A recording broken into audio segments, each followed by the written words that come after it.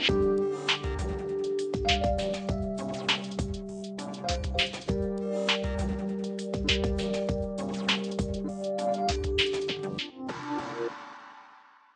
Brasil a gente vive uma situação em que o debate sobre a pobreza é muito dominado por variáveis econômicas e processos econômicos e por dimensões de natureza individual, né? Como se fossem as estratégias e os atributos do indivíduo pobre que explicassem a sua situação de pobreza.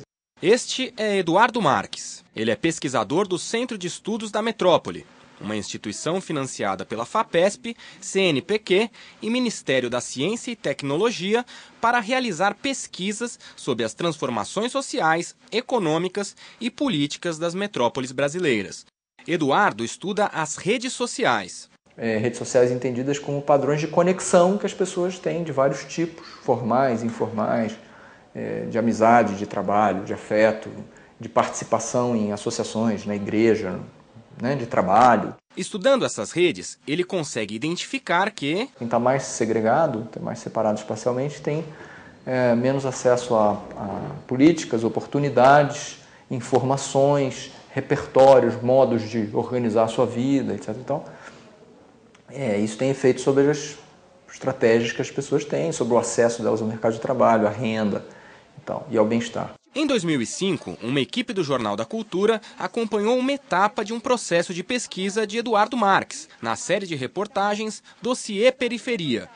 Na época do Dossiê Periferia, uma série de grupos de pesquisa dentro do CEM estavam investigando a relação entre segregação, pobreza e desigualdades sociais, né?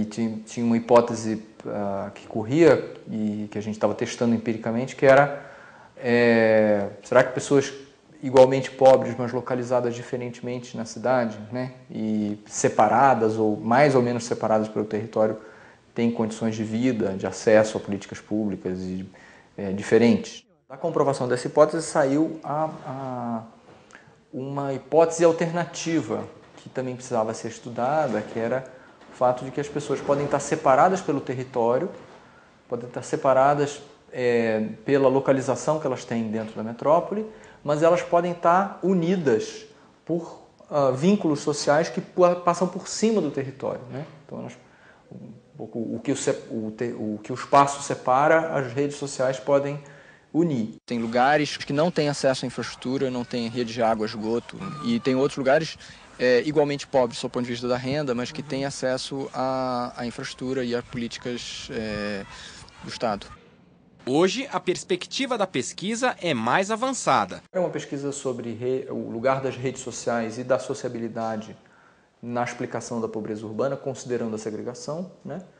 E para isso eu desenhei uma investigação em que a gente pesquisou redes pessoais de indivíduos em situação de pobreza em 7 diferentes lugares de São Paulo, segundo a segregação, certo? Cada um desses lugares fez 30 redes, então a gente acabou com 210 redes pessoais de indivíduos em situação de pobreza e fez, além disso, 30 redes de indivíduos de classe média para ter um padrão de comparação das redes de indivíduos em situação de pobreza, né? E aí analisou o efeito que essas redes, as características que essas redes têm. Espera um pouco, Eduardo. Antes de falar de análise, vamos entender como foi o método de pesquisa. Você disse 210 redes pessoais. Então o pesquisador saiu a campo e... Nesse método especificamente tem uma parte que é uma entrevista com um questionário semi-estruturado, em que a gente tem lá um conjunto de informações que a gente pergunta, a idade da pessoa, se ela é casada ou não é casada, onde é que ela nasceu, uma série de informações, que é um tipo de questionário mais tradicional, digamos assim. E depois tem uma parte que é específica para redes, que tem uma análise, uma metodologia específica para tentar fazer a pessoa falar nomes ligados a nomes. E aí eles vão desdobrando, você vai desdobrando na entrevista nomes ligados a nomes. Agora sim, a análise dos dados coletados. E aí analisou o efeito que essas redes, as características que essas redes têm, características no sentido da sua estrutura, do seu tamanho, da sua conectividade, dos agrupamentos e tal, e conectou na análise, conectou essas redes com as sociabilidades, os padrões de sociabilidade que aconteciam no interior delas, né? E com os atributos que os indivíduos tinham. A gente tem um período muito longo, que é um período primeiro de processamento das informações, sejam quali ou sejam quantitativas ou qualitativas, tanto faz, na verdade, são métodos diferentes, mas nos dois casos você tem que processar muita informação, seja em tabelas, bancos de dados e tal, ou então em textos, recomposições de gravações e tal.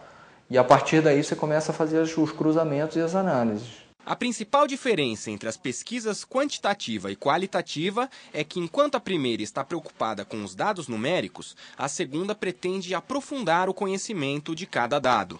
Análises quantitativas que são feitas com análise estatística, então você vai analisar em que medida é possível afirmar, por exemplo, que o tamanho da rede do indivíduo tem relação com a renda per capita dele, ou em que medida a gente pode afirmar que homens e mulheres têm redes com características diferentes ou não, pessoas que estão empregadas, que não estão empregadas, têm trabalho formal, têm trabalho informal, são migrantes, não migrantes. Eduardo tem companheiras de equipe, doutorandas, mestrandas e graduandas, que com determinadas metodologias estão aprendendo a fazer pesquisa. Renata é uma delas. Começou como estagiária e hoje faz o doutorado. Com os mesmos dados, realiza uma pesquisa com enfoque próprio. Tentando entender o acesso das populações mais pobres de São Paulo e Salvador aos programas de transferência de renda, né? Então eu quero entender como que essa população chega ou não nesses programas e também a dimensão dos impactos desses programas de transferência de renda, né? Então uma pesquisa mais autônoma. Nesse caso, não importa o localismo. Se a rede é média ou pequena e é muito primária, ela é muito... Tem uma divisão de trabalho, mas é uma divisão de trabalho mais técnica do que uma divisão hierárquica. E cada um faz várias coisas e tal. Ao mesmo tempo que a gente tem as atividades da pesquisa maior, cada pessoa está tirando dali resultados para a sua pesquisa específica, né? Faltou uma coisa importante. Antes de sair a campo, os pesquisadores fizeram uma revisão bibliográfica, etapa que precede praticamente todas as pesquisas. Toda pesquisa em ciências sociais começa com pesquisa bibliográfica para você mapear os argumentos presentes na literatura, no debate sobre aquele assunto, né?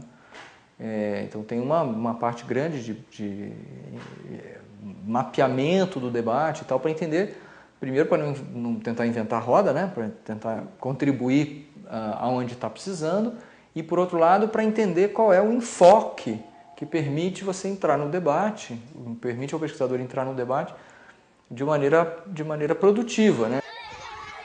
Vamos falar agora de uma pesquisa totalmente diferente? A Univesp TV foi até Campinas, onde conheceu Pedro Ganzelli. Enquanto Eduardo busca respostas por meio da análise das redes sociais, Pedro busca a transformação. Em 2006, ele conseguiu um financiamento da FAPESP para realizar uma pesquisa em uma escola. A ideia era fazer com que a escola pública tivesse uma gestão transformadora, democrática. Acho que a ideia principal foi essa. E aí nós, em contato eu em contato com uma supervisora de ensino, passo essa ideia de pensar uma escola, uma gestão democrática, uma gestão transformadora. O objetivo é justamente esse, né? Construir espaços para reflexão e transformação da escola pública. Com essa ideia, Pedro, que é doutor em educação e professor da Unicamp, propôs uma parceria à Escola Municipal de Ensino Fundamental Vicente Hall, localizada no Parque Industrial do município. É uma escola tradicional, vamos dizer assim, uma organização tradicional, que nós podemos caracterizar como cada professor, digamos assim, isolado nas suas salas de aula. Os próprios gestores, eles estavam organizados em setores específicos. Então, esse isolamento, vamos falar assim, é o que caracterizava a organização escolar. E como transformar, então, este isolamento? Ele utilizou a pesquisação, que tem uma característica bem definida. É uma pesquisa de intervenção. Nessa metodologia, os próprios sujeitos, eles são o grande objeto de análise. Então, eles mesmos, a reflexão é olhar para você mesmo, olhar para o seu trabalho e em uma perspectiva muito de trocas, né? Os professores participantes da pesquisa, a gente chama sempre de professor pesquisador, né? E ele está pesquisando a própria prática e está aprendendo também a sistematizar dados da sua realidade. Foram 114 reuniões de agosto de 2006 a julho de 2009, então, assim, semanalmente, dialogando, analisando o que estava acontecendo na escola, propondo ações, executando essas ações, avaliando essas ações. Antes, os professores faziam trabalhos de forma mais isolada. Atualmente, nós conseguimos ter várias reuniões de integração entre áreas, entre reuniões por disciplina. Eu vivenciava uma gestão tarefeira. Nós tínhamos muitos alunos, muitos turnos de estudo e eu nunca imaginei que, pesquisando a própria prática, nós poderíamos conseguir fazer propostas mais avançadas na linha da educação. Nós trabalhávamos totalmente assim, divididos. Um professor, mesmo que eu trabalhasse numa sexta série, por exemplo, antes da mudança de ciclo, e um outro professor trabalhasse também com o sexto ano, ele fazia um plano de ensino e eu fazia um plano de ensino. O professor, nos primeiros anos, assim, ele tem um pouco de dificuldade, mas depois ele se sente assim, um pouco dono da matéria e acaba não refletindo mais sobre a sua prática.